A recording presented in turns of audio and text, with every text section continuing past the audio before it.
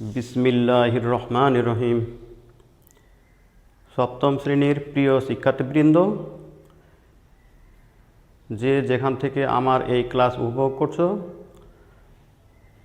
সবাইকে সালাম। আসসালামু আলাইকুম রহমতুল্লাহ। প্রিয় শিক্ষার্থীবৃন্দ, আজকে তোমাদের গণিতের প্রথম ভিডিও ক্লাস নিয়ে আমি উপস্থিত হয়েছি। আজকে আমি তোমাদের গণিতের প্রথম অধ্যায় নিয়ে আলোচনা করব। প্রিয় শিক্ষার্থীবৃন্দ, আশা করি তোমরা সবাই ভালো আছো। আলহামদুলিল্লাহ, আমিও ভালো আছি। তো যা হোক, বিগত 6টি ক্লাসে আমি কিছু কথা বলেছিলাম বা দুটি কথা বলেছিলাম। আজকে আমি কথা দীর্ঘায়িত না করে ক্লাস কার্যক্রমে ফিরে আসি। প্রিয় শিক্ষার্থীবৃন্দ, আসো তোমরা বলো তো 3/4 বা 4/3 এটা কি? এটা একটি অনুপাত। এটা তোমরা ষষ্ঠ শ্রেণীতে শিখছো। এটাকে আমরা লিখতে পারি 3/4। প্রিয় শিক্ষার্থীবৃন্দ, এটা কত? 7/5। এটা তাহলে কত হবে? অনুপাত আকারে লিখলে 5/7কে লিখলে 5/7। তোমরা কি জানো এই সংখ্যাগুলোকে কি সংখ্যা বলা হয়? নিশ্চয়ই জানো, এগুলো হচ্ছে মূলদ সংখ্যা। তাহলে আমরা আজকে মূলদ সংখ্যা এবং অমূলদ সংখ্যা নিয়ে প্রথমে আলোচনা করব। প্রিয় শিক্ষার্থীবৃন্দ, এই মূলদ সংখ্যা এবং অমূলদ সংখ্যা তোমাদের গণিতের প্রথম অধ্যায়ের নাম। তাহলে আমরা মূলদ সংখ্যা এবং অমূলদ সংখ্যা নিয়ে একটু আলোচনা করে নিই।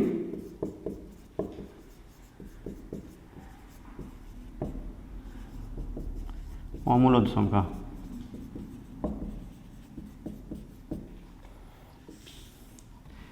প্রিয় শিক্ষার্থীবৃন্দ, মূলদ সংখ্যা কি? যে সকল সংখ্যাকে p/q আকারে প্রকাশ করা যায়, আমি একটু লিখে দিই। মূলদ সংখ্যা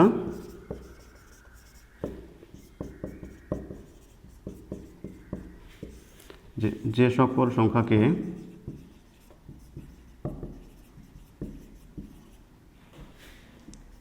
p/q আকারে প্রকাশ করা যায়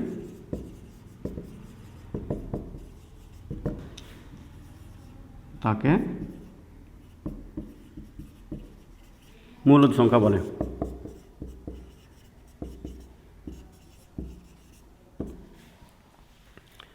এটাকে অন্যভাবে বলা যায় যে যদি কোনো সংখ্যাকে দুইটি পূর্ণ সংখ্যার অনুপাত আকারে প্রকাশ করা যায় তাদেরকে বলা হয় মূলদ সংখ্যা। এটাও লিখতে পারি আমরা অথবা দিয়ে, যদি কোনো সংখ্যাকে দুটি পূর্ণ সংখ্যার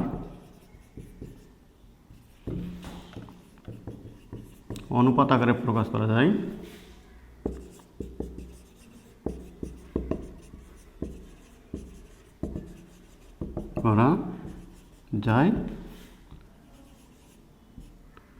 তাকে মূলদ সংখ্যা বলে। তোমাদের ইচ্ছা মতো যে কোনো একটা সংখ্যা লিখে দিবা, মূলদ সংখ্যা বলে। তাহলে উদাহরণ কি? একটু আগে আমরা শুরুতেই বলছিলাম যে 4/3 এটা একটা মূলদ সংখ্যা। 3কে আমরা লিখতে পারি 3/1, এটাও একটা মূলদ সংখ্যা। আমরা যদি লিখি 1.2, এটাকে আমরা মূলদ সংখ্যা বলবো। দেখো যে দশমিকটা উঠে যদি দিই আমরা, তার দশমিকের জন্য একটা 1 ব্যবহার করবো। দশমিকের পরে কত? 1 ঘর আছে, একটা 0 দিব। এটাও একটা অনুপাত, যে 12/10, এটাও একটা অনুপাত। তাহলে এই আকারের সংখ্যাগুলোকে আমরা বলবো মূলদ সংখ্যা। আরও একটি আছে 3/1, এটাকে আমরা লিখতে পারি 1.333। এই আকৃতির সংখ্যাগুলো হচ্ছে মূলদ সংখ্যা। প্রিয় শিক্ষার্থীবৃন্দ, আশা করি তোমরা মূলদ সংখ্যাটা বুঝে গেছো। এবার আসি আমরা অমূলদ সংখ্যা। তো মূলদের বিপরীত সংখ্যাটা বলে দিলে অমূলদ সংখ্যা হয়ে যাবে।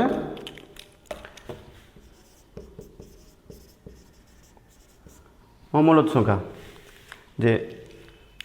যে সকল সংখ্যাকে p/q আকারে প্রকাশ করা ওটাতে যায়, এখানে শুধু একটা যদি আমরা না ব্যবহার করে দিই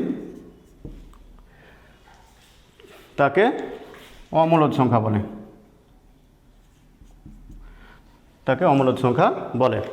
অথবা যে যদি কোনো সংখ্যাকে, এখানে একটি শব্দ বাদ পড়ছিল, যে যদি কোনো সংখ্যাকে দুটি পূর্ণ সংখ্যার অনুপাত আকারে প্রকাশ করা না যায় তাকে অমূলদ সংখ্যা বলে। তাহলে প্রিয় শিক্ষার্থীবৃন্দ, যে মূলদ আর অমূলদটা তাহলে খুব সহজেই তোমরা বলতে পারবা যে যেখানে পি কিউ এখানে হবে পূর্ণ সংখ্যা, কিউ এর মানটা যেন নট ইকুয়াল 0 হয়, যে পি কিউ পূর্ণ সংখ্যা হতে হবে বা অখণ্ড পূর্ণ সংখ্যা, আর কিউ এর মান নট ইকুয়াল টু 0 হতে হবে। তাহলে আমরা মূলদ সংখ্যা অমূলদ সংখ্যাটা ব্যাখ্যা করতে পারবো। প্রিয় শিক্ষার্থীবৃন্দ, তাহলে অমূলদ সংখ্যার আমরা একটু উদাহরণ দিয়ে দিই।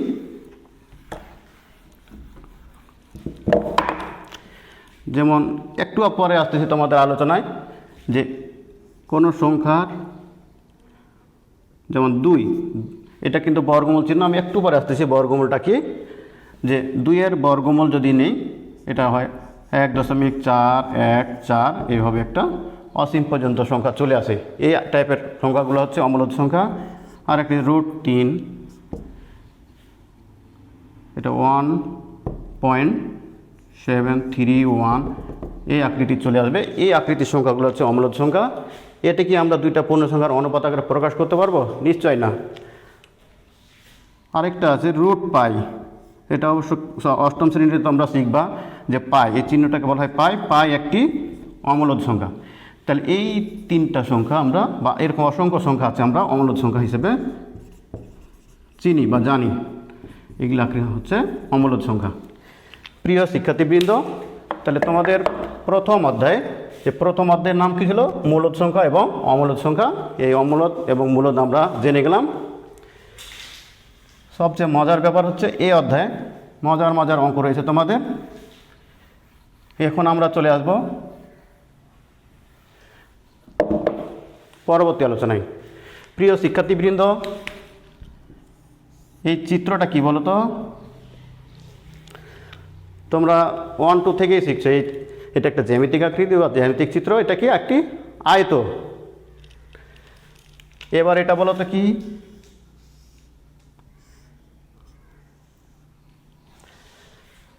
এটা প্রতিটা কোণ হচ্ছে সমকোণ এবং প্রত্যেকটা বাহুই সমান। তাহলে এই চিত্রটা কি? বর্গ। ঠিক আছে, তাহলে এই যে বর্গ, আমরা এখন বর্গ নিয়ে আলোচনা করব। বর্গ কি বা কাকে বলে? তাহলে এটা হচ্ছে একটা বর্গ যার 4টা বাহুই সমান। প্রিয় শিক্ষার্থীবৃন্দ, এই বর্গটার একটা বাহুর দৈর্ঘ্য যদি হয় 1, তাহলে এটাও 1 হবে, এটাও 1 একক হবে, এটাও 1 একক হবে।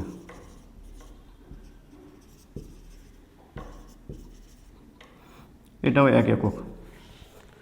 তো আমরা নিশ্চয় জানো যে বর্গের ক্ষেত্রফল কি? বাহু গুণন বাহু অথবা বাহু স্কয়ার। যে বর্গের ক্ষেত্রফল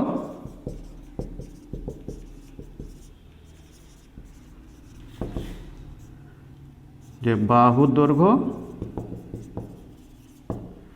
গুণন বাহুর দৈর্ঘ্য, মানে প্রতিটা বাহুর সমান, বাহুর দৈর্ঘ্য গুণন বাহুর দৈর্ঘ্য। এটাকে আমরা আরো সহজ করে দিতে পারি, বাহুর দৈর্ঘ্য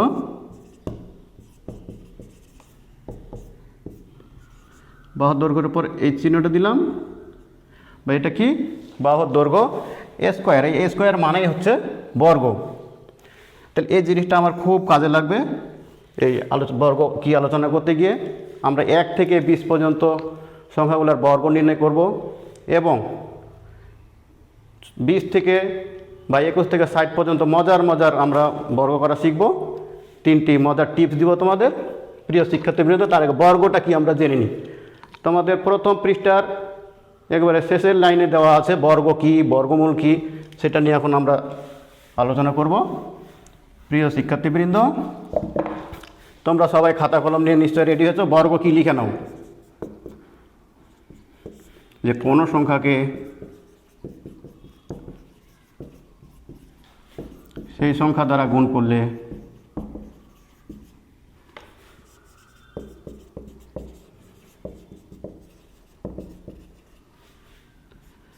যে গুণফল পাওয়া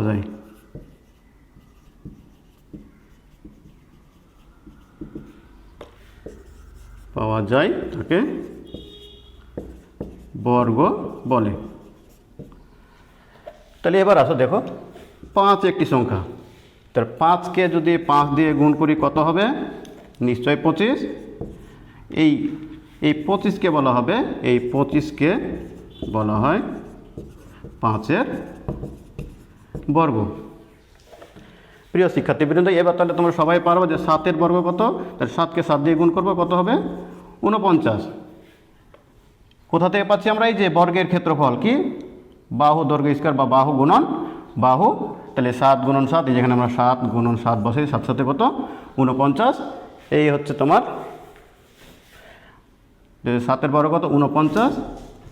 এই 49টা হচ্ছে 7-এর বর্গ। প্রিয় শিক্ষার্থীবৃন্দ, এইভাবে আমরা 1 থেকে 20 পর্যন্ত সংখ্যাগুলোর বর্গ তোমাদের 4র্থ পৃষ্ঠায় বা 4 নম্বর পৃষ্ঠায় দেওয়া আছে। তোমরা একটু পড়বা বা আমি একটু লিখে দিচ্ছি, তোমরা খাতা কলম থাকলে তোমরা লিখে নাও বা তোমাদের বইটা বের করো, বইটা দেখলেই ইনশাল্লাহ তোমরা বুঝতে পারবা। প্রিয় শিক্ষার্থীবৃন্দ, তাহলে তোমাদের একটা ছক দেওয়া আছে, আমি 2টা অংশ করি, একদিকে করি 1 থেকে 10 পর্যন্ত।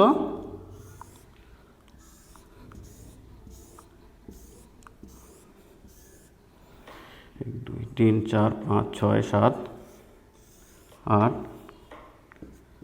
9, আর একটা নেই 10, আর একটা বেশি লাগবে 11। এটা হচ্ছে বর্গ সংখ্যা, এটা হচ্ছে বর্গমূল। প্রিয় শিক্ষার্থীবৃন্দ, এই 2টা শব্দ ব্যবহার করছে, বর্গ সংখ্যা, বর্গমূল। বর্গ বা বর্গ সংখ্যা আর বর্গমূল। বর্গমূলটি একটু আলোচনা করে নিই। তাহলে বর্গমূলটা আমরা লিখে নিই এখানে একটু, যে বর্গমূল ঠিক ওটার মতো একটু ভিন্ন, যে কোনো সংখ্যাকে সেই সংখ্যা দ্বারা গুণ করলে যে গুণফল পাওয়া যায় তখন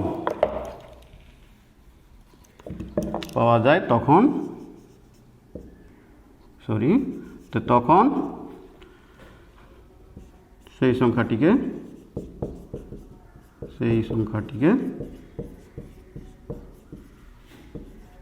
ওই গুণফলের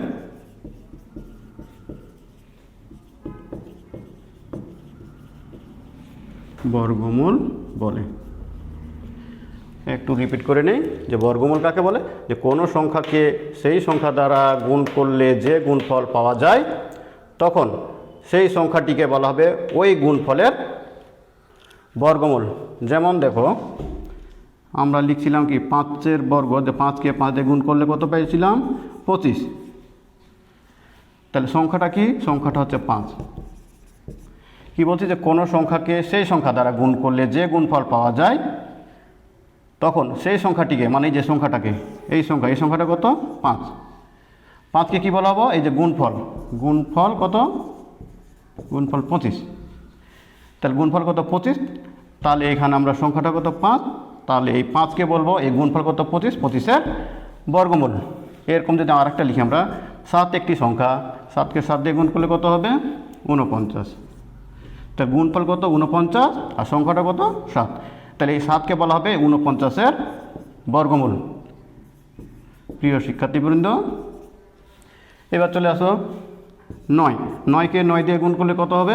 9 9 81। তাহলে গুণফল কত? 81, সংখ্যাটা কত?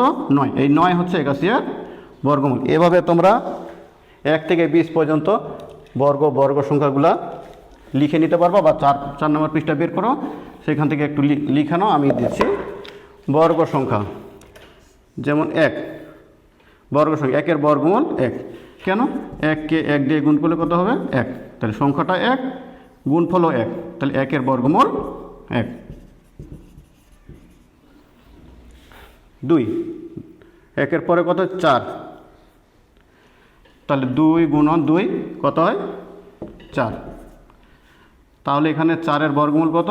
2। তাহলে এখানে আমরা 2 দিব। এভাবে আমরা আগে 10 পর্যন্ত লিখে নিই। 9, তাহলে 3, 16, 4, 25-এর বর্গমূল কত? 5, 36, এরপরে কত? 6, এটা 7, এটা 8, এটা 9, এটা 10, 7 7 49। 8-এর বর্গ তাহলে কত? 8 8 64, 9-এর বর্গ 81, 10-এর বর্গ 100। তাহলে এইগুলো প্রতিটা বর্গ সংখ্যা বা পূর্ণবর্গ সংখ্যা বা বর্গ সংখ্যা, আর এইগুলো হচ্ছে প্রতিটা বর্গমূল। প্রিয় শিক্ষার্থীবৃন্দ, এবার আমরা 11 থেকে 20 পর্যন্ত মৌলগুলার সংখ্যাগুলার বর্গমূল এবং বর্গ সংখ্যা জেনে নিই।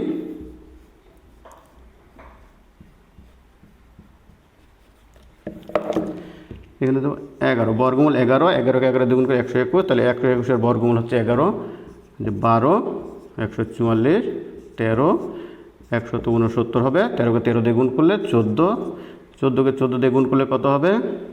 196, 15কে 15 দিয়ে গুণ করলে হবে 225, 16কে 16 দিয়ে গুণ করলে কত হবে? 256, 17-এর বর্গমূল কত? 17 গুণন 17 মুখস্থ রাখবো তোমরা, যেমন গুণের নামতা পড়ছো 1 থেকে 20 পর্যন্ত, আশা করি ক্লাস 6 পর্যন্ত তোমরা মুখস্থ করে ফেলছো। 17-এর বর্গমূল কত? বর্গ হচ্ছে 289। 18-এর বর্গ কত? 18 গুণন 18 324। 19-এর বর্গ কত? 361। আর একটা আছে কত? 20। 20-এর বর্গ কত? 400। আর একটা মনে রাখবা, 21-এর বর্গ একটা, 21-এর বর্গ হবে 441। যাক, আমরা 1 থেকে 21 পর্যন্ত সংখ্যাগুলার বর্গ জানলাম এবং সেগুলার বর্গমূলগুলো জানলাম। প্রিয় শিক্ষার্থীবৃন্দ, এবার আমরা চলে আসি মজার বর্গ করার ম্যাজিক্যাল টিপস। 1 থেকে 100 পর্যন্ত তোমরা বর্গ জানতে পারবা। মোট 5টির নিয়ম রয়েছে, টিপস রয়েছে। আজকে আমি 3টি টিপস দিব তোমাদের। তাহলে আমরা বর্গমূল, বর্গ সংখ্যা বুঝে গেছি। একটা প্রথম পদ্ধতি বা 1 নম্বর পদ্ধতি দিলাম। কোনো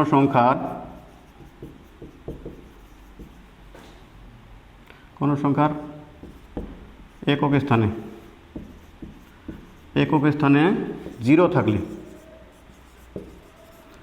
কোনো সংখ্যার একক স্থানে অঙ্কে 0 থাকলে আমরা খুব সহজেই তাদের বর্গগুলো আমরা বের করে নিতে পারবো।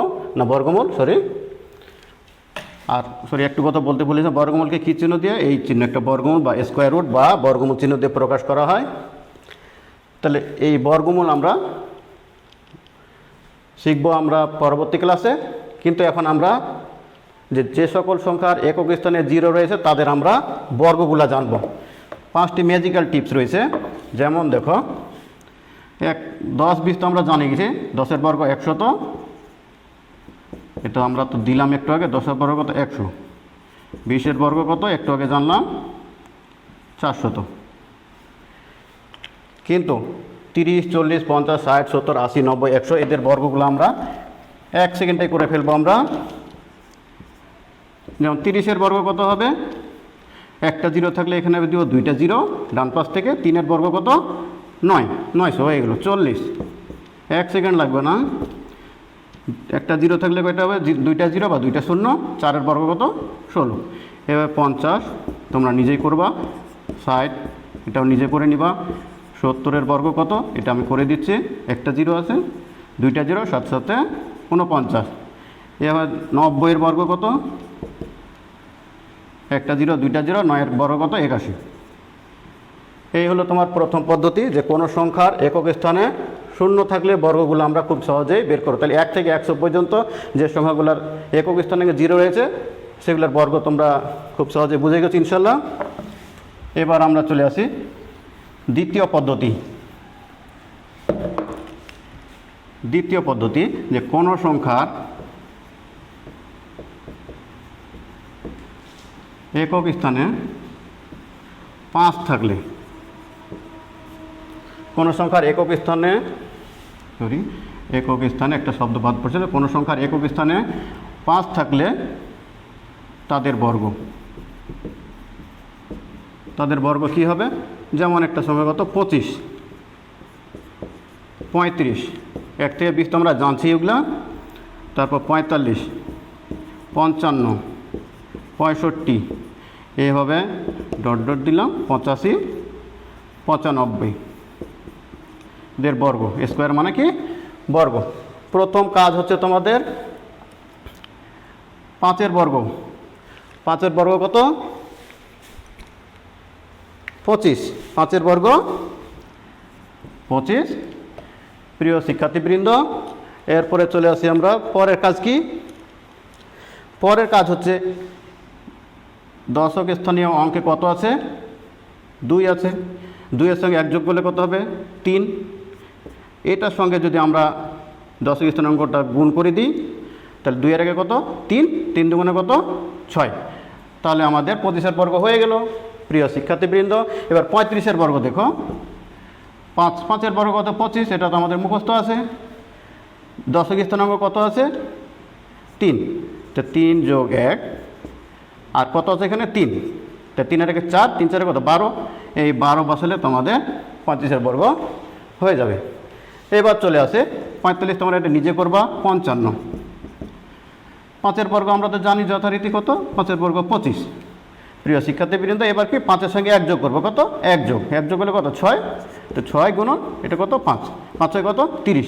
এই 30 করলে আমাদের পরবর্তী সংখ্যার বা 55-এর বর্গ হয়ে গেল।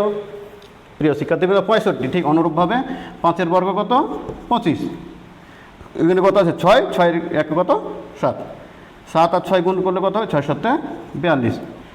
এভাবে ম্যাজিক্যালভাবে আমরা এই একক স্থানে 5 আছে এদের বর্গ নির্ণয় করে ফেলতে পারবো।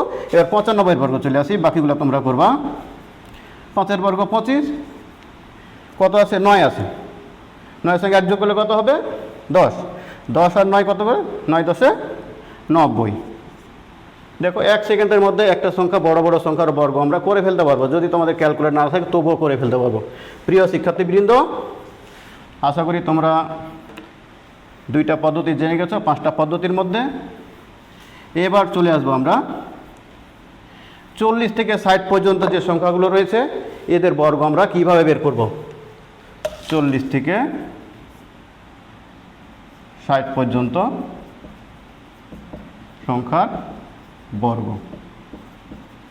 এটাও কিভাবে বের করব দেখো। এটা তো আমরা জানি 40-এর বর্গ কত? একটা শূন্য থেকে 2টা শূন্য, 4-এর বর্গ কত? 16। এরকম 60-এর বর্গ কত? একটা শূন্য থেকে 2টা শূন্য, 6 6 কত? 36। কিন্তু এখানে একটা মজার ব্যাপার আছে। 40 এবং 60, 40 এবং 60 এর মধ্যে একটা কী সংখ্যা আছে? 50। মজার ব্যাপার, এই 50-এর বর্গটা দিয়ে আমাদের বর্গমূল হবে। এর ফাঁকে একটা ধরো যে 40 থেকে 60 এর মাঝের সংখ্যা একটা হচ্ছে 50। এই 50-এর বর্গ, 50-এর বর্গ কত? এটা লিখে রাখি সাইডে। এটাই আমার ম্যাজিক, বা 5 5 25 আর 2টা শূন্য। প্রিয় শিক্ষার্থীবৃন্দ, এবার চলে আসি আমরা 47-এর বর্গ যদি করি আমরা, টপিকসটা কি হবে? এখানে তোমার এই 50 এই ব্যাপারটা কাজে লাগবে। এখানে এই 25 সংখ্যাটি আমার দরকার। এখানে 47 তোমার 50 থেকে কত কম? 3 কম। কত কম? 3 কম। তাহলে মজার ব্যাপারটা হচ্ছে এই 25 থেকে 3 বিয়োগ করলে কত হবে? নিশ্চয় 22। আর 3-এর বর্গ কত? 9। 3-এর বর্গ 9।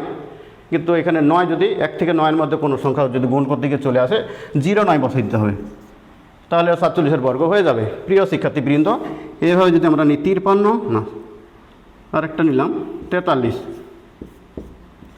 43-এর বর্গ, ঠিক যথারীতি 43। 50 থেকে কত কম? এই 50 থেকে কত কম? এখানে 7 কম। তাহলে 25 থেকে 7 বাদ দিতে হবে। 25 থেকে 7 বাদ দিলে কত? 18। আর এই 7-এর বর্গ কত? তোমরা তো জানোই। 7-এর বর্গ কত? 49। এভাবে ধরো যে 41 থেকে 49 পর্যন্ত আমরা বর্গগুলো খুব সহজেই 1 সেকেন্ডের মধ্যে করে ফেলতে পারবো। প্রিয় শিক্ষার্থীবৃন্দ, এবার আমরা 51 থেকে 59 পর্যন্ত যে সংখ্যা আছে সেগুলোর বর্গগুলো করি। ওইখানেও একই ব্যাপার। 53-এর বর্গ। 53 50 থেকে কত বেশি? 3 বেশি। 53 কত বেশি? 3 বেশি। তাহলে এখানে তাহলে 25 থেকে 3, 25 থেকে 3 কত বেশি? না সরি, 50 থেকে 53 কত বেশি? 3 বেশি। তাহলে 25 যেহেতু যোগ আছে, 25 থেকে যোগ করি তো কত? 28। 3 বর্গ কত? 9। যেহেতু 9 লেখা থাকলে 09 লিখতে হবে বা 09 লিখে দিতে হবে। আর একটা চলে এসে আমরা প্রিয় শিক্ষার্থী কিন্তু 57 বর্গ কত? 50 থেকে কত বেশি? এটা 7 বেশি। তাহলে 25 আর 7, যেহেতু 25-এর সঙ্গে 7 যোগ করতে হবে। 25 সাথে কত? 32। 25 সাথে 32 আর 7 বর্গ কত? 49। প্রিয় শিক্ষার্থীবৃন্দ, তোমরা নিশ্চয় এগুলো বুঝে গেছো। আর একটা যদি করি আমরা 56 বর্গ। 56 বর্গ কত হবে? তাহলে 50 থেকে কত বেশি? এটা 6 বেশি। তাহলে 25 আর 6 এটা যোগ করে, যে যোগ আছে যোগ করে দিতে হবে। 25 আর 6 31। আর 6 বর্গ যথারীতি আগের মতোই বসাই দেবো, 6 6 36। তাহলে প্রিয় শিক্ষার্থীবৃন্দ, এইভাবে তোমরা 1 থেকে 60 পর্যন্ত সহজেই 1 থেকে 20 পর্যন্ত মুখস্থ করবা। আর 3টি পদ্ধতির মাধ্যমে, এটা ছিল পদ্ধতি 3, এই 3টি পদ্ধতি তোমাদের আজকে দিয়ে দিলাম। প্রিয় শিক্ষার্থীবৃন্দ, তাহলে 1 থেকে 20 পর্যন্ত তোমরা বইয়ের 4র্থ পৃষ্ঠা থেকে মুখস্থ করবা। প্রথম পদ্ধতি, দ্বিতীয় পদ্ধতি, তৃতীয় পদ্ধতি খুব সহজেই হয়তো বা বুঝে গেছো। এবার আমরা তোমাদের সাথে 2টি কথা বলি। তোমাদের এই ক্লাসটি কেমন লাগলো? যদি ভালো লাগে তাহলে তোমরা চ্যানেলটি সাবস্ক্রাইব করবা। চ্যানেলের নাম কি? আগেই তো বলছি, ফ্রি অনলাইন এডুকেশন জিয়া উরশাদ। আর যদি কোনো জানার থাকে, আরও কিছু জানার থাকে বা কোনো পরামর্শ থাকে, তোমরা কমেন্ট বক্সে এটা তোমরা কমেন্ট করে জানাবা এবং ভালো লাগলে ভিডিওটি বন্ধুদের মধ্যে শেয়ার করবা।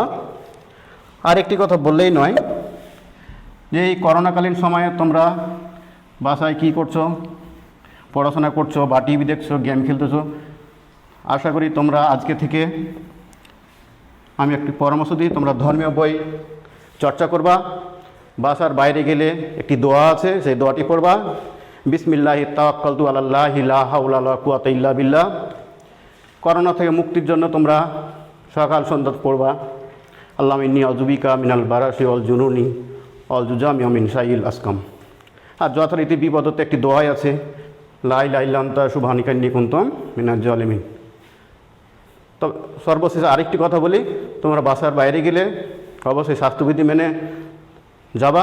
জরুরি প্রয়োজন ছাড়া বাইরে যাবা না এবং মাস্ক পরিধান করবা। যেহেতু এই করোনাকালীন সময়ে তোমরা বা বিজ্ঞানীরা অনুধাবন করতে পারছে না আসলে কীভাবে উৎপত্তি হচ্ছে। মাস্ক ব্যবহার করা, সর্দি কাশি তো অবশ্যই ধুলাবালি থেকে বাঁচবো। আর যেহেতু বিজ্ঞানীরা বলতে সেখানে যে মাস্ক একটা উত্তম পন্থা এটা প্রতিরোধের জন্য, আল্লাহ পাকেই জানেন। তোমরা দোয়াগুলো পালন করবা, 5 ওয়াক্ত নামাজ পড়বা এবং অন্যান্য ধর্মের যারা আছো তোমরাও ধর্মীয় রীতি অনুসরণ করে চলবা। সবাই ভালো থাকো। আল্লাহ হাফেজ।